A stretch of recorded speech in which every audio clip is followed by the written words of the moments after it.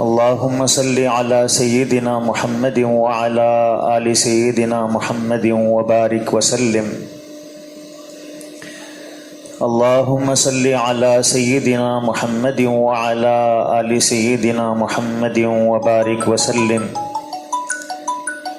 اللهم صل على سيدنا محمد وعلى آل سيدنا محمد وبارك وسلم.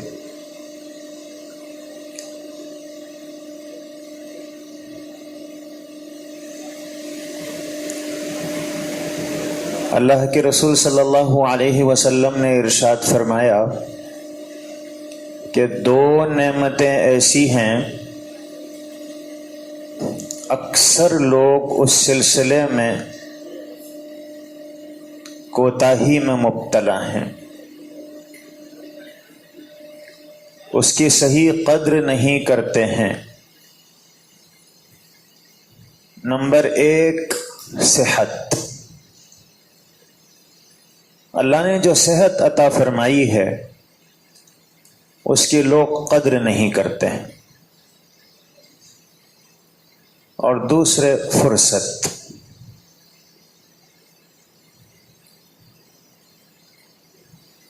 مصر کے ایک عالم شیخ جمال الدین قاسمی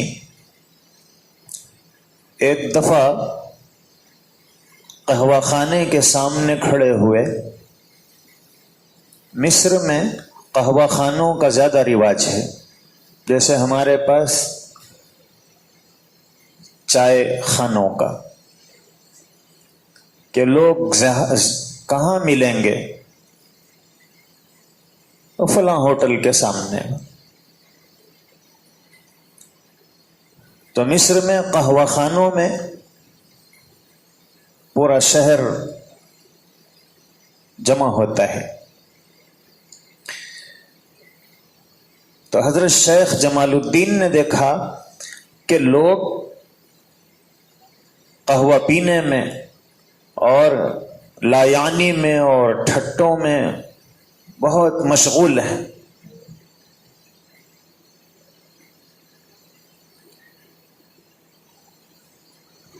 تو انہوں نے دیکھ کر حسرت سے فرمایا، کم اتمنى ان يكون الوقت مما يباع. کاش وقت ایسی چیز ہوتی جس کو خریدا جا سکتا. لاشتری من هؤلاء جميعا اوقاتهم. اگر اس کی گنجائش ہوتی تو یہ جتنے لوگ بیٹھ کر یہاں بیکار کی گفتگوؤں میں اپنا وقت برباد کر رہے ہیں، میں ان سب کا وقت خرید لیتا ہوں. وقت خریدنے کی چیز ہوتی تو ان کے پاس تو وقت کی کوئی قیمت ہی نہیں ہے. یہ تو چائے پی کے گھنٹوں بیٹھے ہوئے ہیں، کوئی مقصد نہیں ہے. تو انہوں نے اپنے اوقات کو برباد کرتے ہوئے لوگوں کو بیٹھا ہوا دیکھا تو فرمایا کہ کاش وقت کوئی ایسی چیز ہوتی جس کو خریدا جا سکتا تو میں ان سب کے پاس سے وقت خرید لیتا تھا. آپ کے پاس وقت بیکار ہے، مجھے بیچ دیجیے.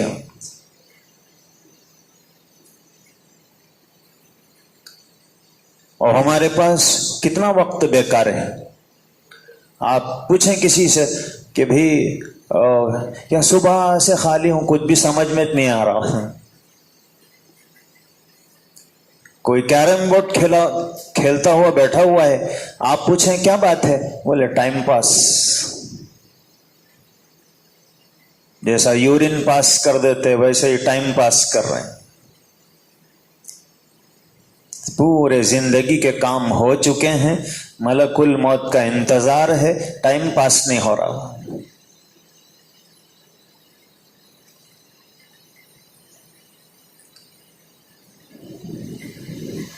شاعر مشرق علامہ اقبال نے کہا ہے، واقف ہو اگر لذت بیداری شب سے، کہ رات میں اللہ کے آگے عبادت کرتے ہوئے جاگنے کی لذت سے اگر آدمی واقف ہو جائے. اونچی ہے ثریا سے بھی یہ خاک پر اسرار. ثریا کہتے ہیں کہکشاں کو. تو کہکشاں جتنا اونچائی پر ہے تو کہتے ہیں کہ اگر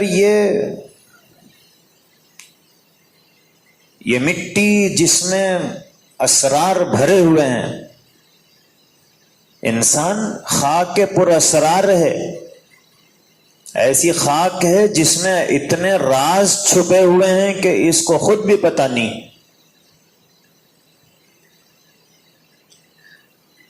تو اقبال کہتے ہیں کہ یہ دیکھنے میں خاک ہے، لیکن شب بیداری کی لذت اگر اسے حاصل ہو جائے تو یہ ثریا سے بھی اونچا ہے، اس کا مقام اس سے بھی بلند.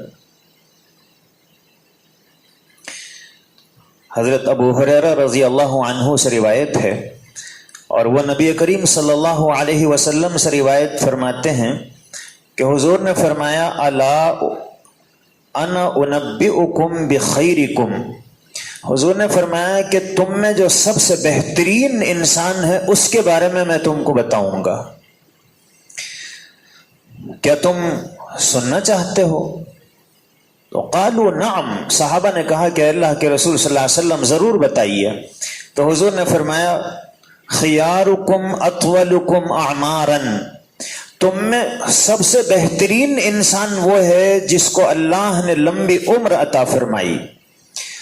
وَأَحْسَنُكُمْ أَعْمَالًا، اور اس نے اپنی اس لمبی عمر سے اپنے اعمال میں حسن پیدا کر لیا اور اچھے اعمال میں اس نے اپنا وقت گزارا.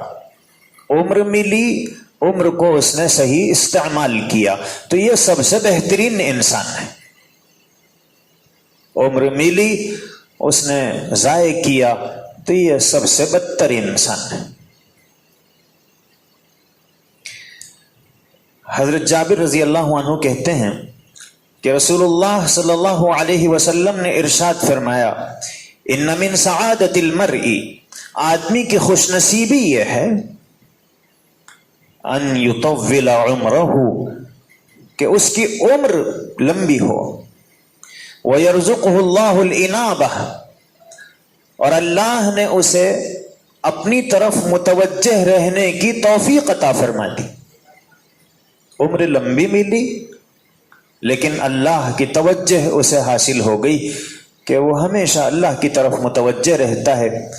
حضور فرماتے ہیں کہ یہ انسان سعادت مند ہے. اللہ کے رسول صلی اللہ علیہ وسلم فرماتے ہیں لا یتمنى احدکم الموت، تم میں سے کوئی بھی موت کی تمنا نہ کرے. بعض لوگ بولتے ہیں بس اب مر گئے تو پورے پریشانیاں ختم، اب یہ رہے تک ہی 6. تو غالب نے کہا ہے کہ اب تو گھبرا کے یہ کہتے ہیں کہ مر جائیں گے، اب تو گھبرا کے یہ کہتے ہیں کہ مر جائیں گے، مر کے بھی چین نہ پایا تو کدھر جائیں گے.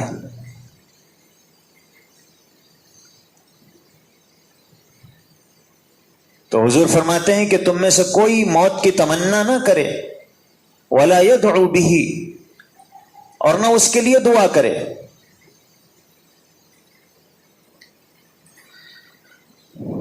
اللہ کے رسول صلی اللہ علیہ وسلم فرماتے اليوم الریحان، آج دوڑ لگانے کا دن ہے. وغدن السباق، کل کو آگے بڑھنا ہے. والغایۃ الجنہ، اور ہماری جو آخری حد ہے وہ جنت ہے. والہالک من دخل النار، اور ہلاک ہونے والا ہے وہ جو جہنم میں چلا جائے. اللہ کے رسول صلی اللہ علیہ وسلم نے فرمایا اغتنم خمسا قبل خمس، 5 چیزوں سے پہلے 5 چیزوں کو غنیمت سمجھو. شبابک قبل حرمک، وصحتک قبل سقمک، وغناک قبل فقرک، وفراغک قبل شغلک، وحیاتک قبل موتک.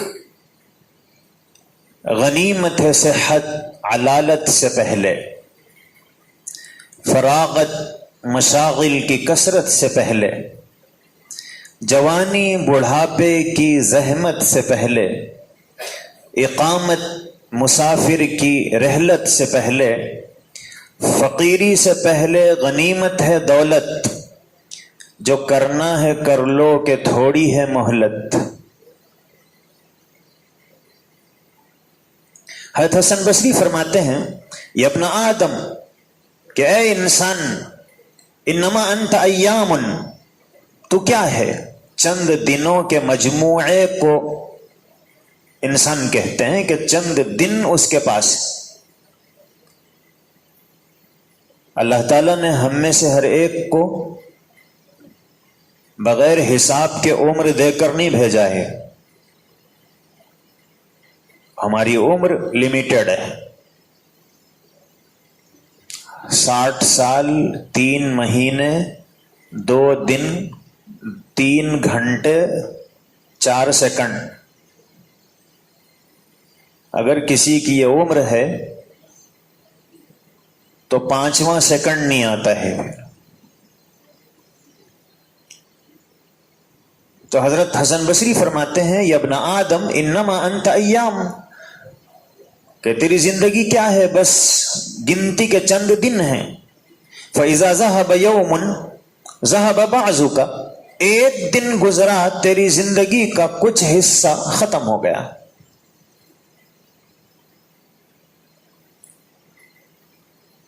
اور ہم تو جیسے جیسے دن گزرتے رہتے ہیں خوش ہوتے ہیں، میں بڑا ہو گیا۔ پہلے 20 سال کا تھا، اب 25 سال کا ہوں۔ پہلے 20 سال کم ہو گئے تھے، اب 25 کم ہو گئے۔ عمر بڑھی یا گھٹ گئی؟ عمر گھٹ گئی ہے، ہم خوش ہو رہے ہیں بڑھ گئی، بول بڑی نہیں، گھٹ گئی ہے۔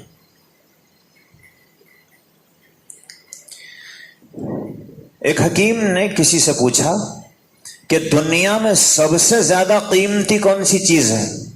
کسی نے کہا سونا، کسی نے کہا جواہرات، ہیرے موتی۔ اس نے سب کے جوابات سنے اور کہا کہ الوقت اثمن من الذهب، کہ وقت جو ہے وہ سونے ہیرے جواہرات سے بھی قیمتی ہے۔ وقت ہے اصل، وہ ہے قیمتی۔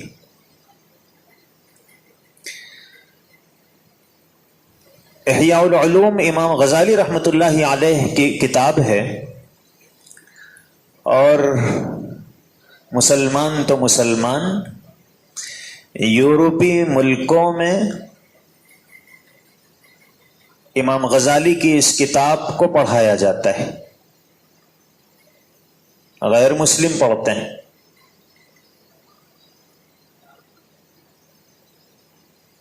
تو امام غزالی نے اپنی کتاب میں لکھا کہ حضرت نوح علیہ السلام نبیوں میں سب سے لمبی عمر پانے والے حضرت نوح علیہ السلام، 950 سال ان کی عمر ہوئی۔ 100 سال 200 سال نہیں، 950 سال۔ اپنی 10ویں پیڑھی رہتی، اتنی لمبی عمر۔ تو حضرت نوح علیہ السلام سے کسی نے پوچھا کہ آپ نے دنیا کو کیسے پایا، آپ کو کیسا محسوس ہوا یہ 950 سال جو گزرے؟ تو حضرت نوح علیہ السلام نے فرمایا کدارن لہا بابانی، میں نے 950 سال کی عمر جو گزاری تو مجھے ایسا محسوس ہوا کہ ایک گھر ہے، میں ایک دروازے سے داخل ہوا، دخلت من احدہما وخرجت من الآخر، گھر ہے جس کے 2 دروازے ہیں، یہ دروازے سے اندر گیا، وہ دروازے سے نکل گیا۔ بس ایسا گھر میں داخل ہو کے نکلے تو جتنی دیر معلوم ہوتی نا، 950 سال ویسے گزر گئے۔ اور ہم لوگوں کے بھی کسی کے 40، کسی کے 50، کسی کے 60 گزرے. اب آپ سوچئے کہ 60 سال کیسے گزرے، کیسا گزر گئے، سمجھ میں ہی نہیں آ رہا. حضرت ابو مسعود ابن مسعود رضی اللہ عنہ فرماتے ہیں انی لابغض الرجل فارغا. حضرت عبداللہ بن مسعود رضی اللہ عنہ فرماتے ہیں کہ مجھے اس آدمی کو دیکھ کر سخت نفرت ہوتی ہے جو خالی بیٹھا ہوا ہو، خالی ہے. لیس فی شیء من الدنیا ولا فی عمل لا فی من عمل الدنیا ولا فی عمل الآخرہ. نہ دنیا کا کوئی کام کر رہا ہے نہ دین کا کوئی کام کر رہا ہے، خالی بیٹھا ہوا ہے، بیکار بیٹھا ہوا ہے. حضرت عبداللہ بن مسعود رضی اللہ عنہ فرماتے ہیں کہ مجھے اسے دیکھ کے نفرت پیدا ہو جاتی ہے کہ اللہ نے زندگی عطا فرمائی ہے، نہ دنیا کے کسی کام میں لگاتا ہے نہ دین کے. حضرت معاذ ابن جبل رضی اللہ عنہ رسول اللہ صلی اللہ علیہ وسلم سے روایت کرتے ہیں کہ جنت میں پہنچنے کے بعد بھی جنت میں تو کسی کو کوئی حسرت نہیں ہوگی، جنت تو خوشیوں کا ٹھکانہ ہے، جنتیوں کو کسی بات پر غم اور حسرت نہیں ہوگی. ہاں صرف ایک چیز انہیں ستائے گی. اللہ کے رسول صلی اللہ علیہ وسلم فرماتے ہیں لیس یتحسر اہل الجنت الا علی ساعۃ مرت بہم لم یذکروا اللہ فیہا، کہ انہیں صرف اپنی زندگی کے وہ اوقات جس میں انہوں نے اللہ کو یاد نہیں کیا تھا، ان اوقات پہ انہیں بڑا غم ہوگا کہ اگر اس وقت بھی اللہ کو یاد کر لیتے تو آج اس سے بھی اونچی جنت میں رہتے. حضرت معاذہ عدویہ رحمۃ اللہ علیہا یہ ایک بہت مشہور تابعیہ ہیں. انہوں نے صحابہ سے، صحابیات سے تعلیم حاصل کی، اپنے وقت کی انتہائی نیک خاتون. انہوں نے اپنی زندگی کو جو استعمال کیا تھا، یہ کوئی دن ضائع نہ ہو، کوئی رات بیکار نہ گزرے. تو ان کا طریقہ کیا تھا؟ جیسے ہی دن شروع ہوتا تو وہ کہتی تھیں ھذا یومی الذی اموت فیہ، یہ وہ دن ہے جس میں میں مرنے والی ہوں، آج میرے مرنے کا دن ہے. اب آج ہی کسی کا مرنے کا دن ہے تو کیا کرے گا وہ؟ Time pass.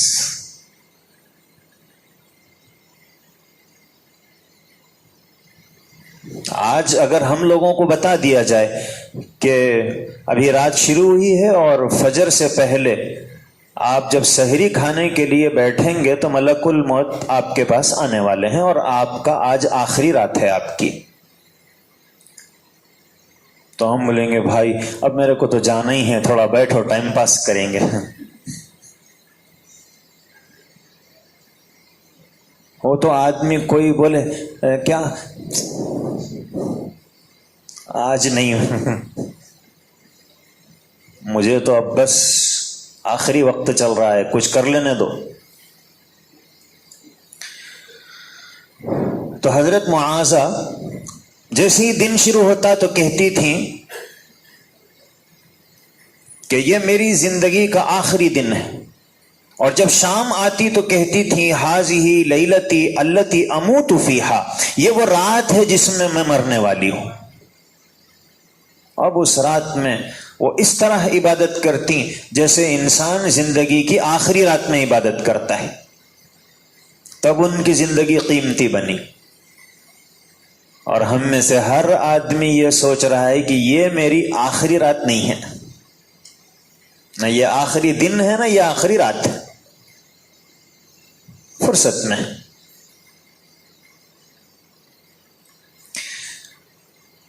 حضرت عامر بن قیس ایک تابعی ہیں،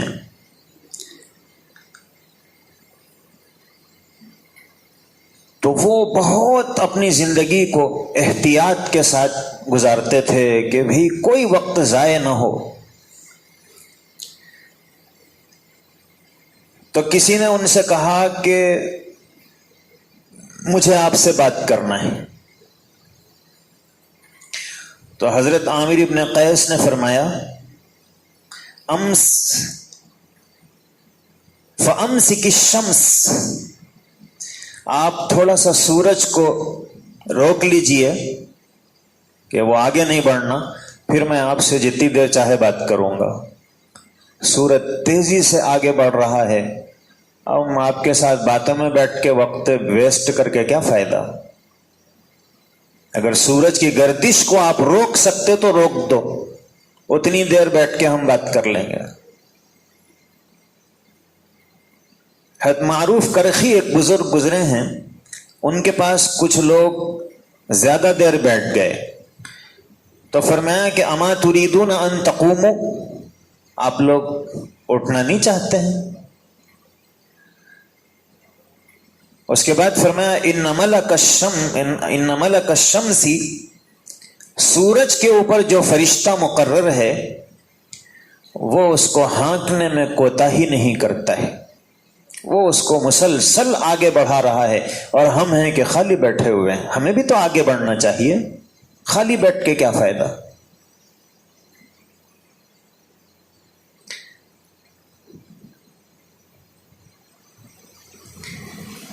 جنہوں نے اپنی زندگی کو قیمتی سمجھا اور اپنی زندگی کے ایک ایک لمحے کی انہوں نے قدر کی، ان میں ایک حضرت داؤد طائی رحمت اللہ علیہ تھے۔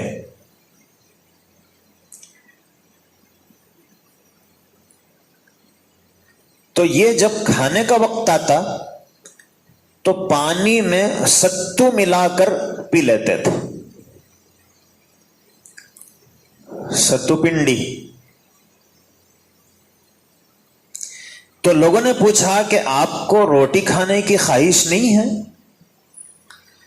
تو فرمایا کہ بین مضغ الخبز وشرب الفتیت قراءۃ 50 آیۃ، کہ میں نے اندازہ لگایا کہ اگر روٹی کھائیں گے اور اس کے مقابلے میں اگر ستو کو گھول کر پی لیں گے تو اتنا وقت بچ جاتا ہے کہ 50 آیتیں قرآن کی پڑھی جا سکتی ہیں۔ تو اس لیے میں نے سوچا کہ پیٹ بھرنے کے واسطے کھانا ہے، طاقت رہنا، روٹی کھائے بھی تو رہتی، ستو پیے بھی تو رہتی، لیکن 50 آیتیں تو پڑھ سکتا ہوں اگر ستو پانی میں گھول کر پی لوں گا۔ اتنا انہوں نے اپنی زندگی کو قیمتی بنانے اور بچانے کی کوشش کی۔ ہندوستان میں ایک بزرگ گزرے ہیں، مولانا عبدالحی فرنگی محلی،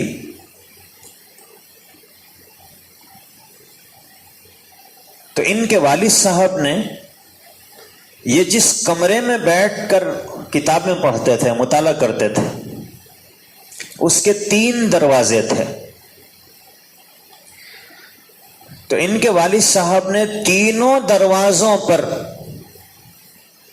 جوتے رکھوا دیے تھے، چپل ہر دروازے پر۔ اگر ضرورت کے لیے باہر جانا پڑے تو جوتے کے لیے آدھا منٹ بھی ضائع نہ ہو، ادھر جانا ہے اور چپل ادھر ہے تو وہ ادھر چپل پہن کے ادھر جانے میں کتنی دیر لگتی؟ صرف آدھا منٹ۔ تو انہوں نے تینوں دروازوں پر ان کے لیے چپل کا انتظام کر دیا، ادھر جانا ہے چپل ہے، ادھر جانا ہے چپل ہے۔ وہ چپل پہن کے بھی ادھر آنے میں جو وقت ضائع ہوتا ہے وہ وقت بھی ضائع نہ ہو۔ اور ہم لوگ تو ماشاءاللہ چپل کی دکان میں وقت ضائع کر دیتے ہیں۔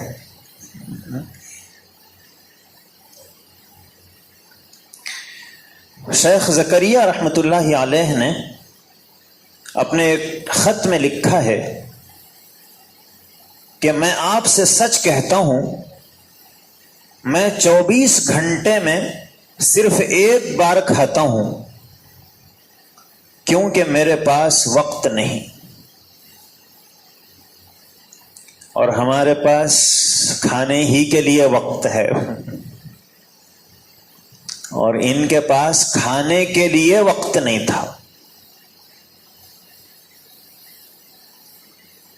امام فخر الدین رازی رحمۃ اللہ علیہ انہوں نے بڑی قیمتی کتابیں لکھی ہیں. قرآن کریم کی تفسیر، آج بھی آپ کسی بھی تفسیر کو پڑھیں تو تفسیر لکھنے والا کتنی ہی جگہوں پر یہ کہتا ہے کہ امام رازی فرماتے ہیں. اس آیت کی تشریح میں امام رازی یہ فرماتے ہیں. اب ظاہر ہے کہ اتنی اونچی تفسیر اور بہت ساری کتابیں انہوں نے لکھی، لیکن ہماری طرح اگر وقت ضائع کرتے تو نہیں لکھ سکتے تھے. اچھا، وہ اپنے وقت کو اتنا استعمال کر رہے ہیں اور خود ان کو اپنے وقت کے بارے میں کتنا احساس رہتا تھا. کہتے ہیں واللہ اننی اتاسف فی الفوات عن الاشغال بالعلم فی وقت الاکل، کہ مجھے بہت غم ہوتا ہے جو وقت میرا کھانے میں خرچ ہوتا ہے. کھانے میں جو ٹائم خرچ ہوتا ہے نا، اس پہ مجھے بڑا غم ہوتا ہے، اس لیے کہ اتنی دیر میں کوئی علمی مشغلے میں اپنا وقت نہیں گزار پاتا ہوں.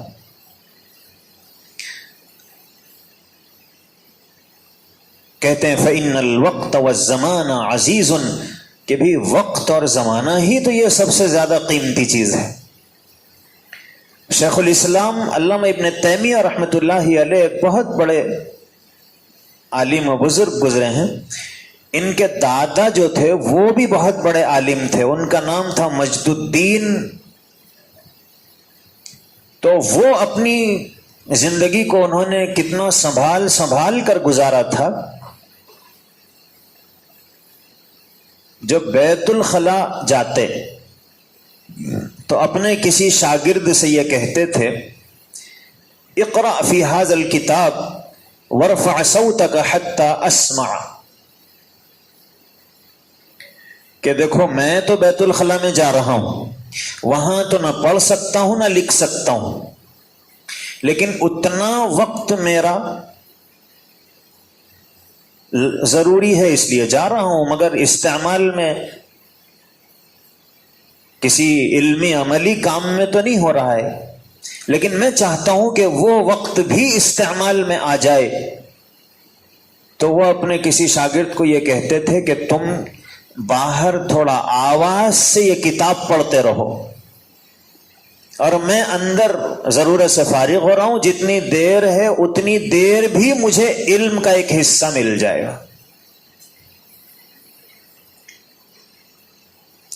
معارف القرآن کے نام سے ہمارے پاس جو تفسیر ہے، اس کے لکھنے والے جو عالم ہیں حضرت مفتی محمد شفیع صاحب رحمۃ اللہ علیہ، ایک مرتبہ انہوں نے اپنے بچوں کو بلایا اور کہا کہ بچوں، بات تو بہت چھوٹی ہے، لیکن میں تمہارے فائدے کے لیے بتا رہا ہوں کہ جب میں بیت الخلا جاتا ہوں تو سوچتا ہوں کہ یہ وقت تو کوئی کام نہیں کر پا رہا ہوں میں، تو کیا کروں؟ تو اتنی دیر میں بیت الخلا میں جو لوٹا ہوتا ہے اسی کو دھو دیتا ہوں تاکہ وہ وقت بھی کسی کام میں استعمال ہو جائے.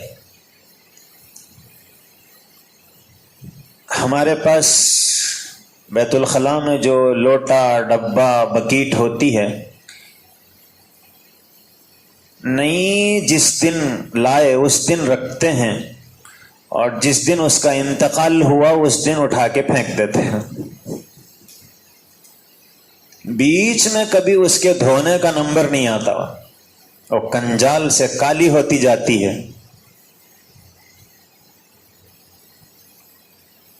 تو حضرت مفتی صاحب کہتے ہیں کہ اتنی دیر میں اس لوٹے ہی کو دھو دیتا ہوں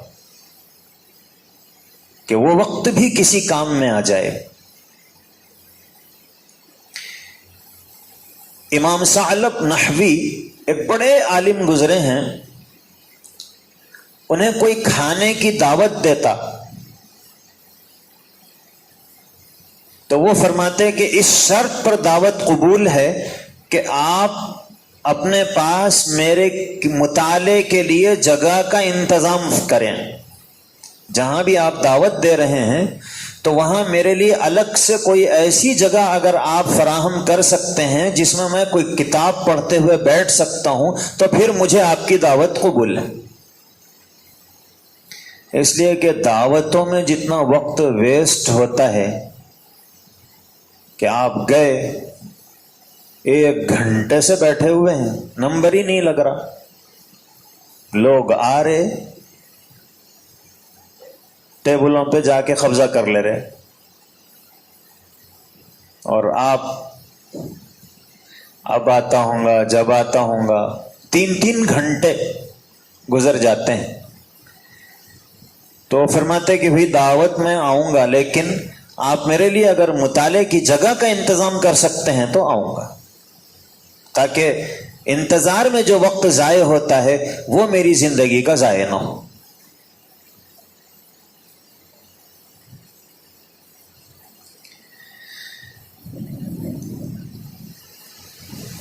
اچھا، اتنا یہ جو کہتے تھے یہ ایسے ہی نہیں کہتے تھے، ساری زندگی ان کی پڑھنے میں مطالعے میں گزری. انتقال جو ہوا وہ بھی اس طرح ہوا کہ یہ راستے سے چلتے ہوئے جا رہے تھے. اب جو آدمی دعوت میں بھی جا کے کتاب پڑھ رہا ہے تو راستہ چلتے ہوئے خالی جائے گا، تو وہ راستہ چلتے ہوئے بھی کتاب پڑھ رہے تھے، کتاب پڑھتے پڑھتے چل رہے تھے. ایک گھوڑا سامنے سے آ رہا تھا، اس نے ٹھوکر ماری اور اسی حادثے سے ان کا انتقال ہوا.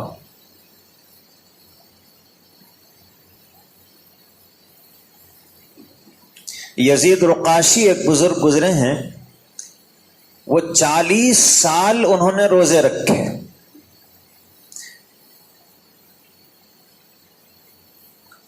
اور اس کے بعد فرماتے تھے سبقنی العابدون وقطع بی ولہفاہ. ہائے افسوس، عبادت کرنے والے مجھ سے آگے بڑھ گئے، انہوں نے مجھے پیچھے چھوڑ دیا. 40 سال روزے رکھ کے یہ بول رہے کہ لوگ میرے سے آگے بڑھ گئے. ہم رہتے تو میں بولتے تھے میرے سے کوئی آگے نہیں ہے، لیکن ان کو اپنی زندگی کا یہ عمل بھی بہت چھوٹا معلوم ہو رہا ہے کہ مجھے اور کرنا چاہیے. حضرت جنید بغدادی رحمۃ اللہ علیہ فرماتے ہیں کہ حضرت سری سقطی رحمۃ اللہ علیہ ایک بزرگ، وہ اوراد و وظائف میں، اللہ کے ذکر میں، قرآن کریم کی تلاوت میں بہت مشغول رہتے، اور فرماتے ہیں کہ اگر کسی وقت میرے معمولات میں سے کوئی عمل کسی عذر کی وجہ سے چھوٹ جائے کہ آج قرآن کی تلاوت نہیں کر سکا جو ٹائم تلاوت کا تھا، تو فرماتے ہیں کہ میں اس کے بعد کسی دن بھی اس کو پورا نہیں کر سکتا ہوں. کیا مطلب؟ ہم لوگ تو کل کوئی کام کرنا تھا نہیں کر سکے تو آج کر لیتے نا. اور وہ کہہ رہے ہیں کہ کل جو میرا عمل چھوٹا تو میں اس کے بعد پھر اس کو کر ہی نہیں سکتا ہوں. کیوں نہیں کر سکتا ہوں؟ کل کے پورے کام تو فکس ہیں، 1 سیکنڈ بھی خالی نہیں ہے اس میں. زندگی کا کوئی دن، اس کا کوئی منٹ اور سیکنڈ خالی نہیں ہے، تو وہ تو کل کے کام ہیں.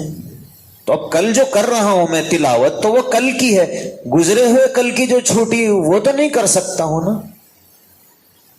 تو ان کے پاس ٹائم ہی نہیں تھا.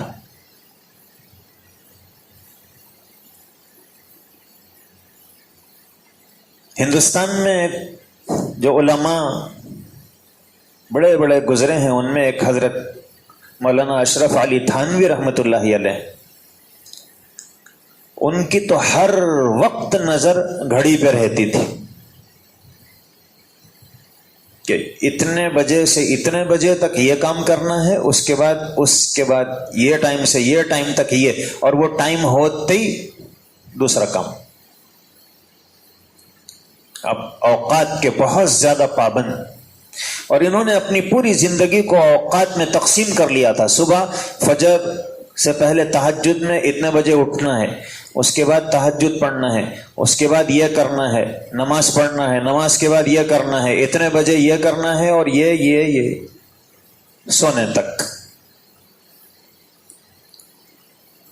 اور اس کی اتنی پابندی کرتے تھے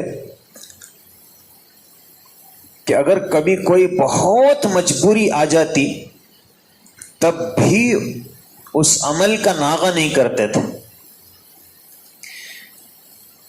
ایک مرتبہ ان کے استاذ حضرت شیخ الہند رحمۃ اللہ علیہ ان کے پاس پہنچ گئے، تو اب استاذ آئے ہوئے ہیں تو ان کے ساتھ کچھ دیر وقت گزارنا ہے، تو استاذ کے ساتھ تھے۔ تھوڑی دیر کے بعد کہنے لگے کہ حضرت اگر آپ اجازت دیں تو 5 منٹ کے لیے جا کر آ جاؤں۔ تو انہیں پوچھا کہ کیا کام ہے؟ تو کہنے لگے کہ میرا یہ جو ٹائم ہے نا، یہ قرآن کریم کی تفسیر کے لکھنے کا ہے، اور میں آپ کے ساتھ ہوں، مگر بار بار وہی یاد آ رہا ہے، یہ ٹائم تفسیر لکھنے کا ہے، یہ ٹائم تفسیر لکھنے کا ہے۔ تو اگر آپ اجازت دیے تو 5 منٹ کچھ لکھ کر آ جاؤں گا، تاکہ دل کو یہ اطمینان کہ آج جو وہ ٹائم کا جو کام تھا وہ کیا، کچھ تو کیا مجبوری کی وجہ سے۔ تو اتنا پابند، تو انہوں نے جب اپنی زندگی کو اتنا اوقات کے انضباط کے ساتھ خرچ کیا تو پھر اللہ نے ان کو اونچے درجات عطا فرمائے۔ ایک بزرگ گزرے ہیں میاں جی نور محمد صاحب، ان کے حالات میں لکھا ہوا ہے کہ وہ بازار جاتے اور پیسوں کی تھیلی ساتھ میں ہوتی، دکاندار سے کہتے جب کوئی چیز لے لیتے کہ بھئی یہ تھیلی میں سے تم پیسے نکال لو، جتنے قیمت کا یہ سامان ہے اس میں سے نکال لو گن کے، اس لیے کہ اگر میں گن کر دوں گا تو اتنی دیر میں تو میں کئی مرتبہ سبحان اللہ پڑھ سکتا ہوں۔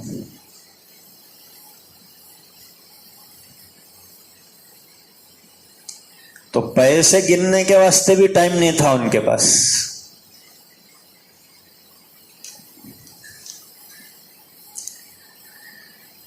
حضرت مفتی محمود الحسن صاحب ایک بڑے بزرگ گزرے ہیں اور بڑے ظریف الطبع۔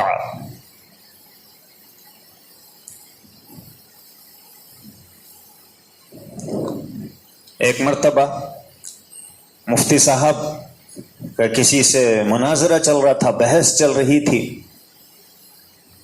اس نے غصے میں کہا آپ میں اور گدھے میں کیا فرق ہے؟ تو ان کے ہاتھ میں وہ ڈنڈا تھا عصا، تو یہ فوراً ناپے، وہ آدمی جہاں کھڑا ہوا تھا وہاں تک ناپے، اور ناپ کے بولے خالی 2 ڈنڈے کا فرق ہے، آپ میں اور گدھے میں کیا فرق ہے؟ بس اتنا ہی فرق ہے۔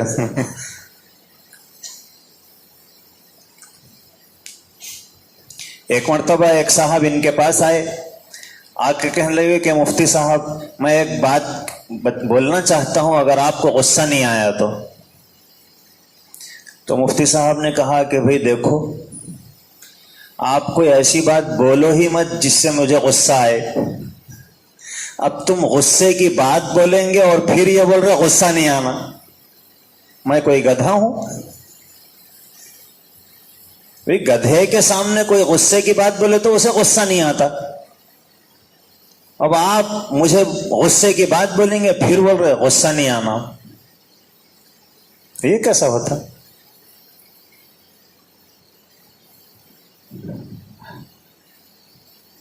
ایک مرتبہ یہ کانپور گئے اپنے دوست کے پاس، تو ان کے جو دوست تھے انہوں نے اپنے بچے کو بلایا اور کہا کہ مفتی صاحب اس کو نصیحت کیجئے، یہ پیسے بہت مانگتا ہو۔ تو مفتی صاحب نے نصیحت کی کہ بیٹے پیسے نہیں مانگنا چاہیے، تمہیں جو چیز چاہیے تم اپنے ابو سے کہو، وہ تمہیں لا کر دیں گے۔ تو بولے ٹھیک ہے۔ تو مفتی صاحب نے کہا توبہ کرو، تو اس نے توبہ کی کہ اب سے نہیں مانگوں گا۔ اب جیسے ہی توبہ کیا فوراً پلٹ کے اپنے باپ کو بولا اب تو میں توبہ بھی کر لیا نا، اب تو بھی پیسے دو۔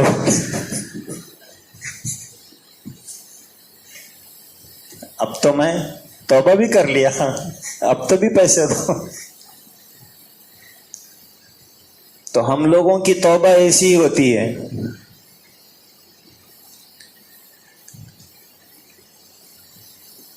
تو یہ جو مفتی محمود الحسن صاحب تھے، ان کا اور ان کے ایک شاگرد حضرت قاری صدیق باندھوی رحمت اللہ علیہ، ان دونوں کا معمول یہ تھا کہ کھانا کھاتے کھاتے کتابیں پڑھاتے تھے۔ کلاس میں بیٹھے ہوئے ہیں، تعلیم چل رہی ہے اور یہ سفر سے آئے، گھنٹہ پڑھانا ہے، بھوک بھی لگ رہی ہے، کھانے کا ٹائم نہیں ہے، تو کھانا گھر سے آ جاتا تھا، یہ ایک ایک نوالا کھاتے بھی رہتے تھے، پڑھاتے بھی رہتے تھے۔ زندگی کو اس طرح استعمال کیا لوگوں نے۔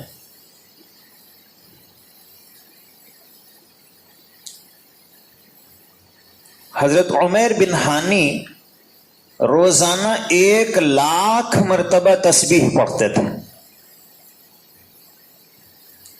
ایک بزرگ گزرے ہیں ابو بکر ابن عیاش، 18,000 قرآن مکمل انہوں نے کیے تھے، 18,000۔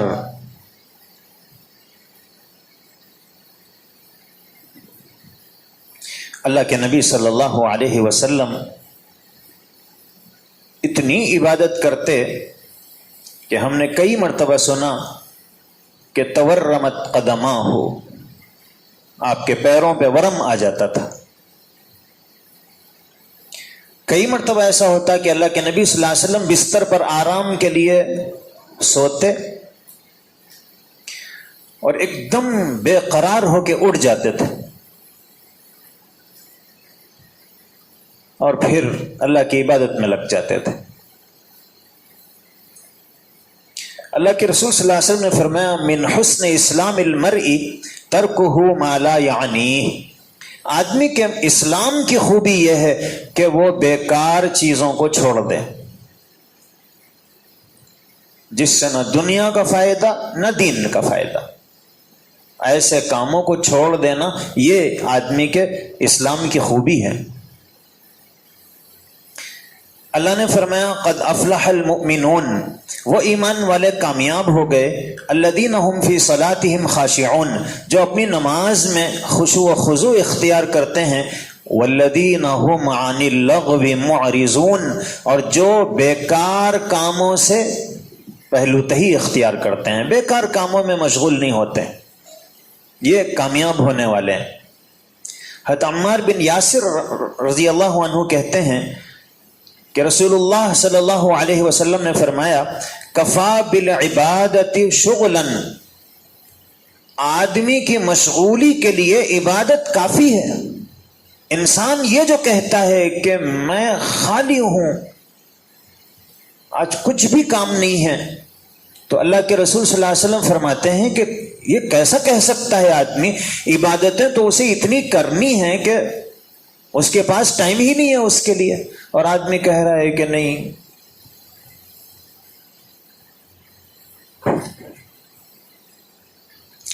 اب یہ جو وقت ضائع ہوتا ہے اس کی وجوہات کیا ہیں؟ ہم اپنے وقت کو کیوں ضائع کرتے ہیں؟ اس کی ایک وجہ ایمان و یقین کی کمزوری ہے۔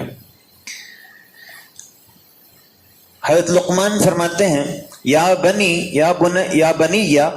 العمل لا یستطاع الا بالیقین، کہ یقین ہی سے عمل پر قوت ملتی ہے. ومن یضعف یقینہ یضعف عملہ، جس کا یقین کمزور اس کا عمل بھی کمزور. یقین ہی نہیں ہے کہ مرنے کے بعد جنت حاصل کرنا ہے، دوزخ سے بچنا ہے، نہ جنت کا یقین نہ دوزخ کا یقین، تو اب اس کے اعمال میں کوئی جان نہیں رہتی. یقین سے آدمی اپنے اوقات کی حفاظت کرتا ہے.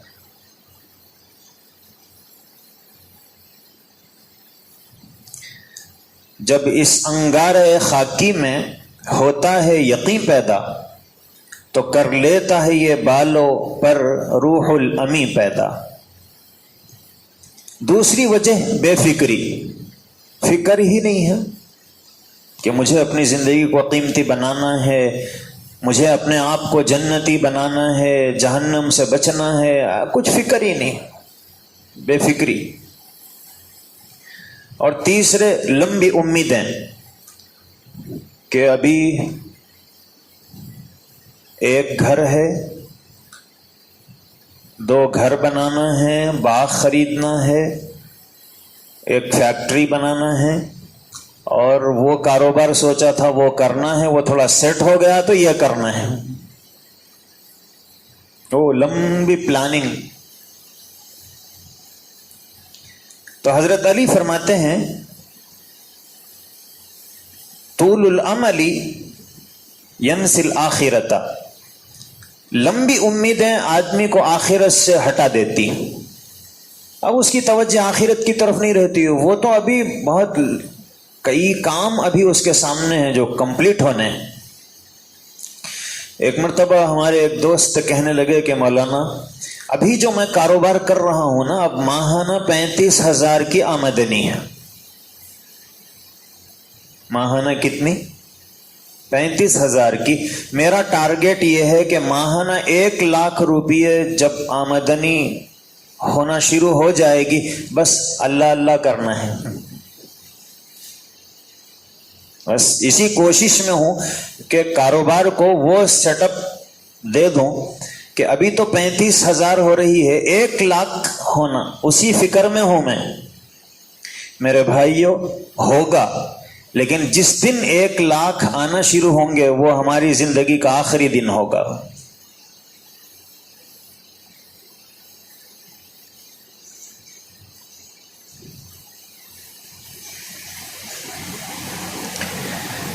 محمد بن ابی توبہ کہتے ہیں کہ حضرت معروف کرخی ایک بزرگ ہیں، انہوں نے امامت کے لیے مجھے آگے بڑھایا کہ آپ نماز پڑھائیے.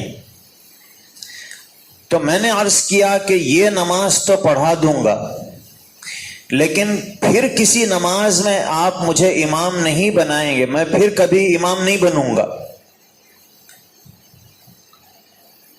تو اس پر حضرت معروف کرخی نے فرمایا وَأَنْتَ تَتَحَدَّثُ نَفْسَكَ أَن تُصَلِّيَ صَلَاةً أُخْرَى، تم کو یہ امید ہے کہ اس کے بعد اور ایک نماز بھی تم پڑھو گے؟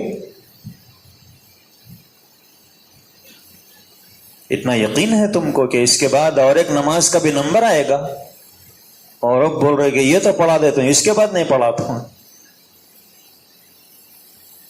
انسان کی زندگی کا تو کوئی بھروسہ ہی نہیں ہے. اللہ کے رسول صلی اللہ علیہ وسلم نے صحابہ سے پوچھا کہ تمہیں اپنی زندگی کا کتنا یقین ہے کہ کب تک زندہ رہو گے؟ تو صحابہ نے کہا کہ اللہ کے رسول صلی اللہ علیہ وسلم جب ہم نماز شروع کرتے ہیں تو ہمیں یہ یقین نہیں رہتا ہے کہ ہم سلام پھیر سکیں گے، اپنی نماز مکمل کر سکیں گے، ہو سکتا ہے بیچ ہی میں انتقال ہو جائے. یہ ہمیں اپنی زندگی کا اتنا بھی یقین نہیں ہے. تو رسول اللہ صلی اللہ علیہ وسلم نے فرمایا کہ میرا حال تو یہ ہے کہ جب میں ایک طرف سلام پھیرتا ہوں تو مجھے یہ یقین نہیں رہتا ہے کہ میں دوسری طرف سلام پھیر سکوں گا. تو حضرت معروف کرخی نے فرمایا کہ تم کو یہ امید ہے کہ تم اور ایک نماز پڑھ سکو گے؟ نعوذ باللہ من طول العمل، انہوں نے فرمایا کہ ایسی لمبی امیدوں سے اللہ کی پناہ، فإنہ یمنع خیر العمل، یہی تو امیدیں آدمی کو نیک عمل سے رکاوٹ بن جاتی ہیں کہ ابھی تو مجھے زندہ رہنا ہے، ابھی تو میری زندگی ہے، کریں گے نا، ابھی آج مرنا تھوڑی ہے، بہت عمر ہے، عمر پڑی ہوئی ہے نیکیاں کرنے کے واسطے، آج یہ کر لیں گے۔ اس لیے کئی لوگ جو ملازمت پیشہ ہیں وہ لوگ بولتے ہیں خالی ریٹائرڈ ہونے کے واسطے اب 5 سال باقی ہے، اس کے بعد کیا رہتا، اللہ اللہ کرنا رہتا، یعنی یہ 5 سال تو نہیں کروں گا۔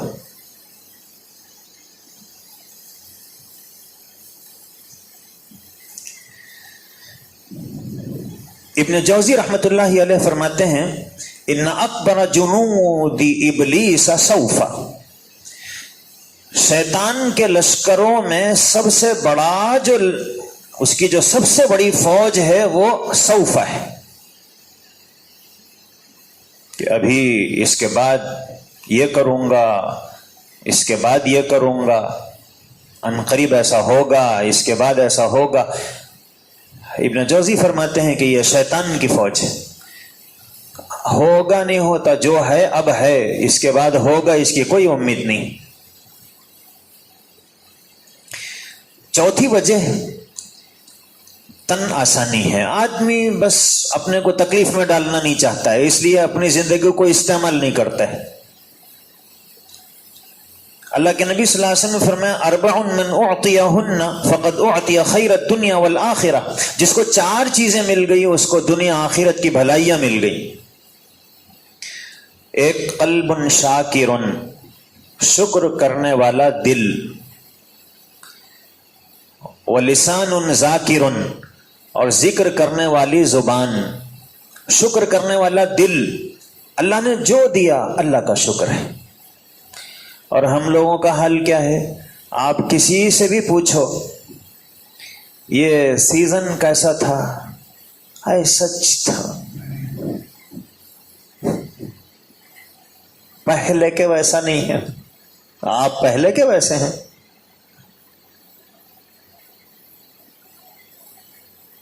ہر آدمی ناشکری، بھی پہلے 10 روپے بچے تھے اب 2 روپے بچے نا، اللہ کا شکر ہے، ڈوب جاتے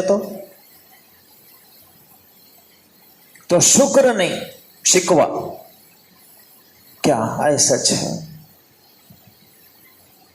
تو قلب شاکر، شکر کرنے والا دل، لسان ذاکر، اللہ کو یاد کرنے والی زبان، وبدن علی البلاء صابر، اور مصیبتوں پریشانیوں کو برداشت کرنے والا جسم، وزوجة لا تبغیہ خونا فی نفسها ولا مالہ، اور ایسی بیوی جو اپنے آپ میں اور شوہر کے مال میں خیانت کرنے والی نہ ہو۔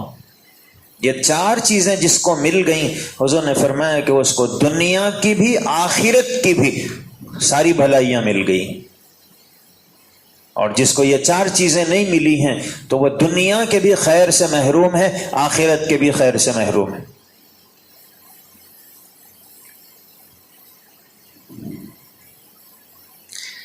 پانچویں چیز جس کی وجہ سے انسان اعمال نہیں کرتا ہے وہ ہے عشرت امروز، آج تکلیف نہیں ہونا، آج تکلیف نہیں ہونا۔ لیکن میرے بھائیوں، ایک آدمی روزے سے ہے اور ایک آدمی روزہ نہیں ہے۔ جس نے روزہ رکھا تھا اب اس کو بھی کوئی تھکاوٹ نہیں ہے، ختم ہو گئی وہ روزے کی جو تکلیف 2 دن میں ہی تھی وہ، اور جس نے نہیں رکھا تھا وہ جیسا سکون سے ہے، روزہ رکھنے والا بھی وہی سکون سے ہے، اس کی تکلیف ختم، اس کی خوشی بھی ختم، ہاں مگر اس کا ثواب پکا ہو گیا، اس کا عذاب پکا ہو گیا۔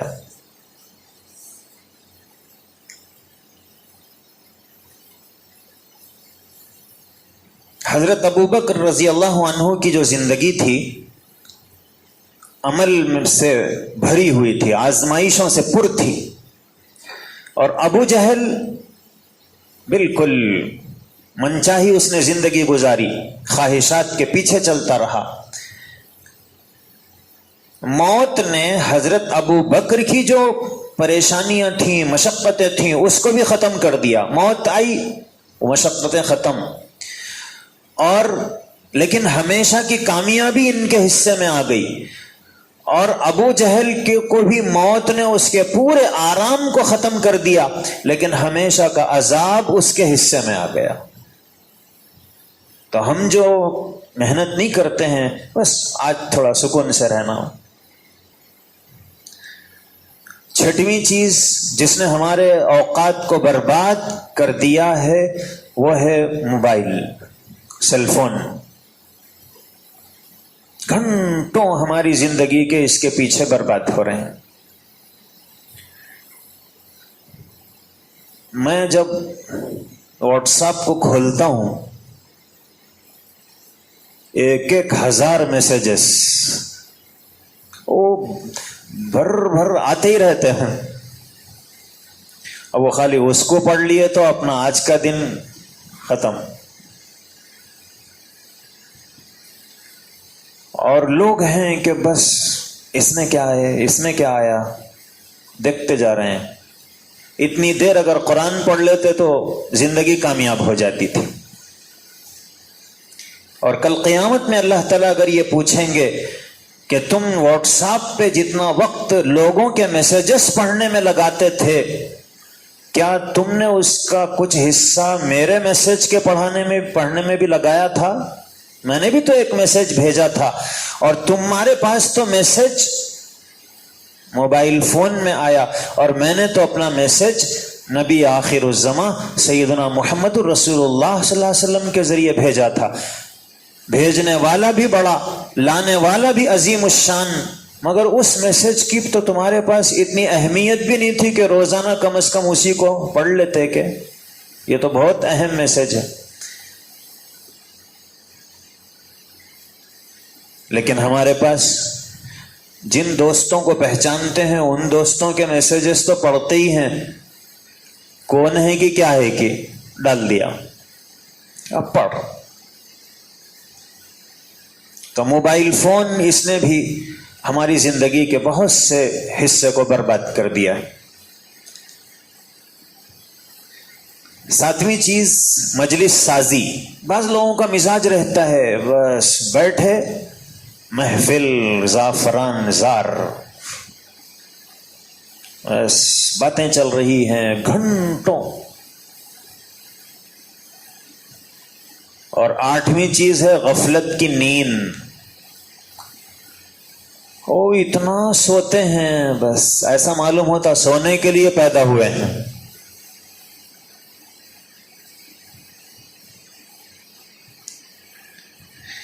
اب ہم اپنے وقت کی حفاظت کیسے کر سکتے ہیں؟ تو نمبر 1 اس کے لیے فکر کہ مجھے اپنے وقت کو صحیح استعمال کرنا ہے، کیسے کر سکتا ہوں، ہمیشہ سوچتے رہنا۔ دوسرے عزم و ارادہ۔ آدمی جب ارادہ کرتا ہے کہ مجھے یہ کام کرنا ہے، اللہ اس کے وقت میں بھی برکت دیتے ہیں اور مدد اللہ کے ساتھ میں رہتی ہے۔ تیسری چیز، لوگوں سے بے ضرورت نہیں ملنا۔ چنانچہ حضرت عقبہ بن عامر رضی اللہ عنہ نے حضور اکرم صلی اللہ علیہ وسلم سے پوچھا تھا کہ نجات کا راستہ کیا ہے؟ تو اللہ کے رسول صلی اللہ علیہ وسلم نے فرمایا املک علیک لسانک، اپنی زبان کو کنٹرول کرو، اور ولیسعک بیتک، اپنے گھر میں رہو، خامخواہ باہر مت پھرتے رہو، گھر میں رہو۔ گھر میں رہے تو بہت سارا وقت بچ جاتا ہے، کوئی ضرورت ہے تو باہر نکلو، اور ہم لوگ دل نہیں لگ رہا بول کے نکل جاتے ہیں۔ گھر میں ہے تو دل نہیں لگ رہا، کہاں سے لگتا؟ تم کچھ کرنا ہی نہیں چاہ رہے تو دل کہاں سے لگتا؟ کچھ کرتے رہا تو آدمی کے پاس دل لگنے کا کیا ہے، ٹائم ہی نہیں ہے۔ لیکن ہم تو کچھ کرتے نہیں ہیں سوائے اپنی زندگی کو برباد کرنے کے. اس لیے آدمی کا گھر میں دل نہیں لگتا، باہر نکل جاتا. اور بہت سے لوگ تو چبوتروں پہ رات میں 11 بجے رات تک بیٹھے ہوئے ہیں، ہوٹلوں میں 12 بج گئے بیٹھے ہوئے ہیں.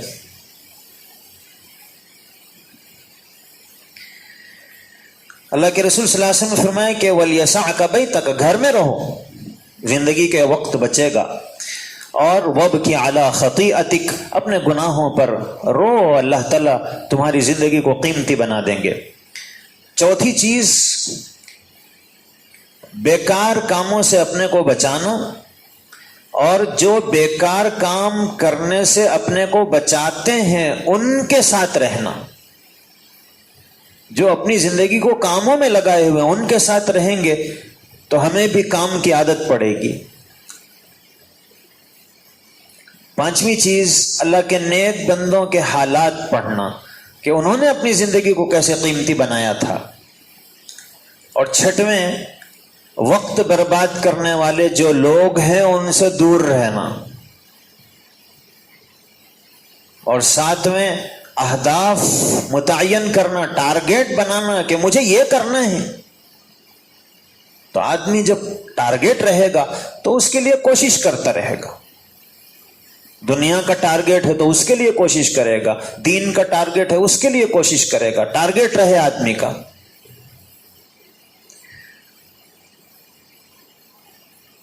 آٹھویں، اپنے اوقات کو سیٹ کرے کہ یہ ٹائم پہ یہ کرنا ہے، یہ ٹائم پر یہ کرنا ہے.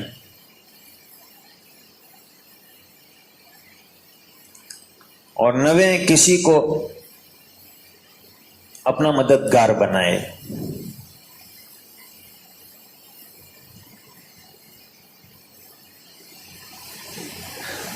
تو کسی کو اپنا مددگار بنائے گا، اس کی نگرانی میں اپنی زندگی گزارے گا تو پھر بہت سارا وقت بچ جائے گا. چنانچہ خواجہ عزیز الحسن مجذوب فرماتے ہیں کہ ہو رہی ہے عمر مثل برف کم، برف جس طرح آہستہ آہستہ گھلتا ہے اسی طرح ہماری زندگی کم ہوتی جا رہی ہے. چپ کے رفتہ رفتہ دم بدم، آہستہ آہستہ آہستہ آہستہ برف گھل رہا ہے، محسوس بھی نہیں ہو رہا ہے، ویسے ہماری زندگی گھلتی جا رہی ہے. دفعتاً، ایک روز جائے گا تھم، کہ ایک دن آئے گا کہ یہ برف پورا گھل کے ختم. خواجہ صاحب فرماتے ہیں سانس ہے ایک رہ روے ملک عدم، کہ ہماری جو سانس ہے وہ آخرت کی طرف اس کا سفر جاری ہے. دفعتاً، ایک روز جائے گا تھم، یہ سانس جو مسلسل جاری ہے ایک دن بند ہو جائے گا. ایک دن مرنا ہے آخر موت ہے، کر لے جو کرنا ہے آخر موت ہے. کیسے کیسے گھر اجاڑے موت نے، کھیل کتنوں کے بگاڑے موت نے، پہلواں کیا کیا پچھاڑے موت نے، سر و قد قبروں میں اتارے موت نے. ایک دن مرنا ہے آخر موت ہے، کر لے جو کرنا ہے آخر موت ہے. ہے یہاں سے جانا تجھ کو ایک دن، قبر میں ہوگا ٹھکانہ ایک دن. اب نہ غفلت میں گنوانا ایک دن،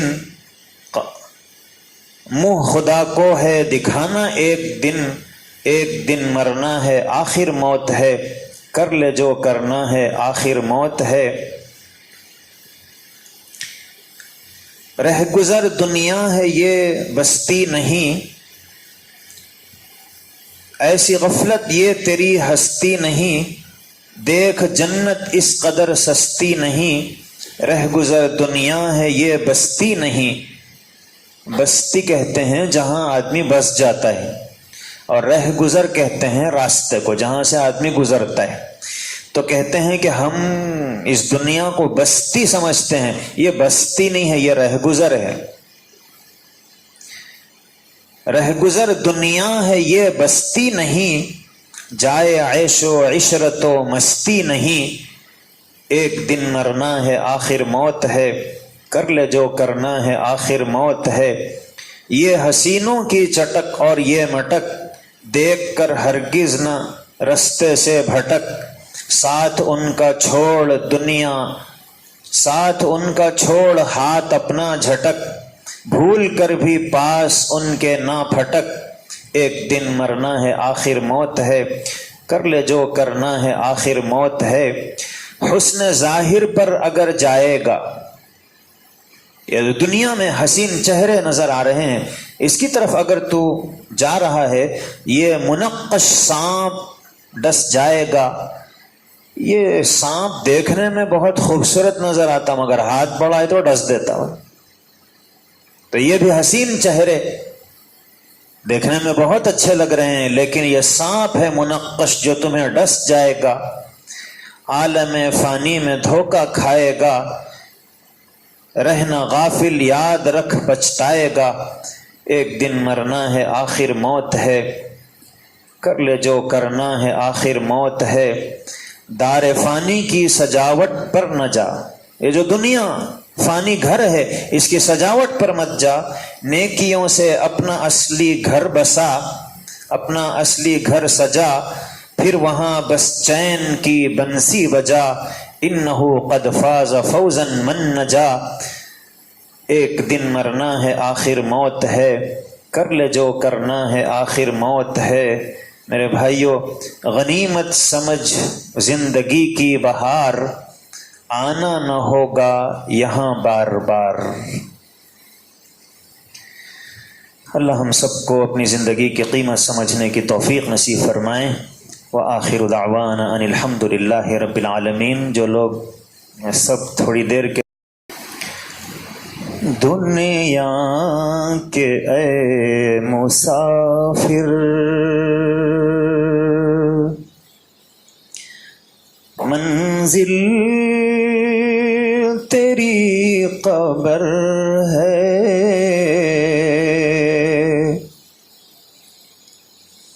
طے کر رہا ہے جو تو، 2 دن کا یہ سفر ہے،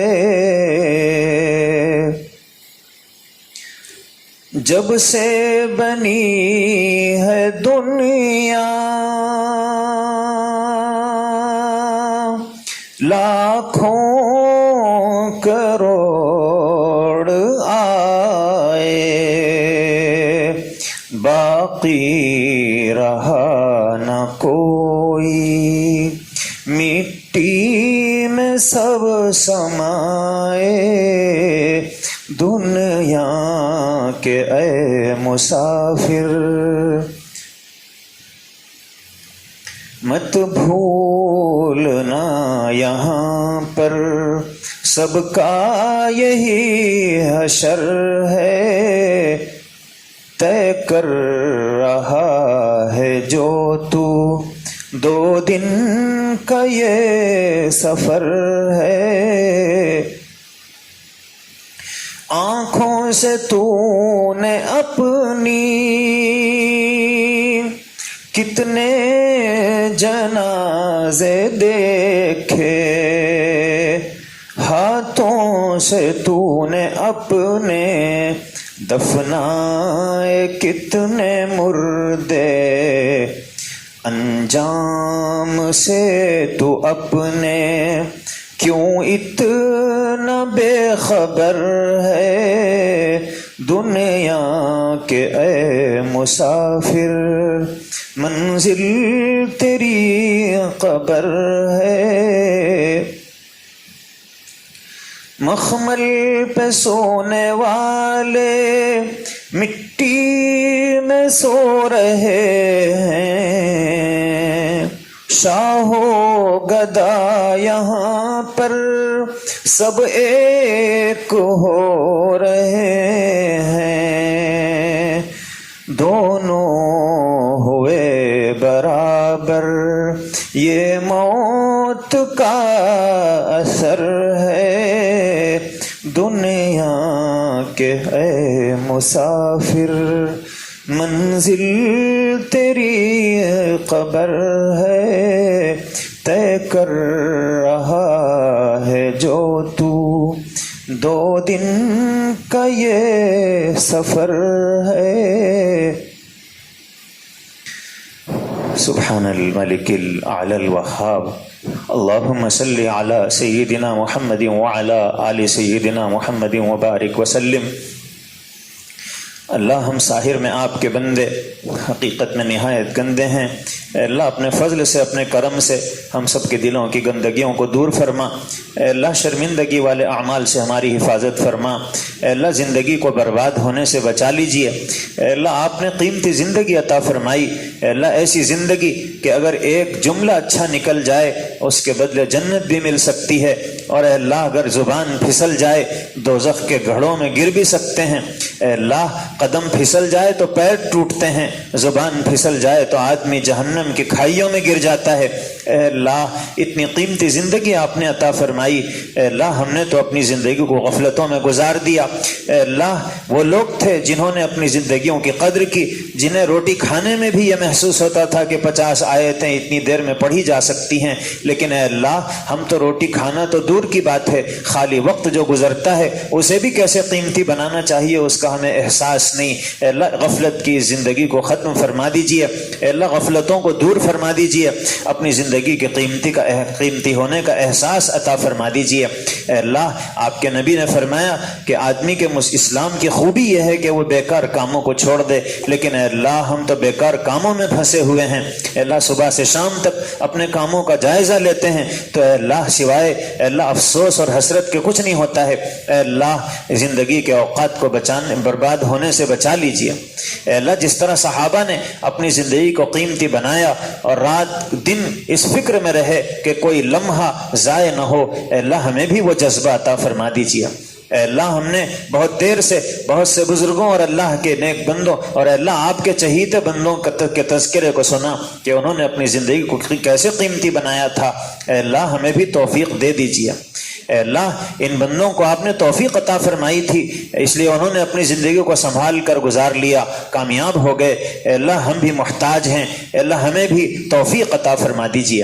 اے اللہ جذبہ نصیب فرما دیجئے۔ اے اللہ زندگی کا ہر قدم یا تو جنت کی طرف بڑھتا ہے یا جہنم کی طرف، اے اللہ ہمارے قدموں کو جہنم کی طرف بڑھنے سے بچا لیجئے۔ اے اللہ ہر قدم جنت کی طرف بڑھنے والا بنا دیجئے۔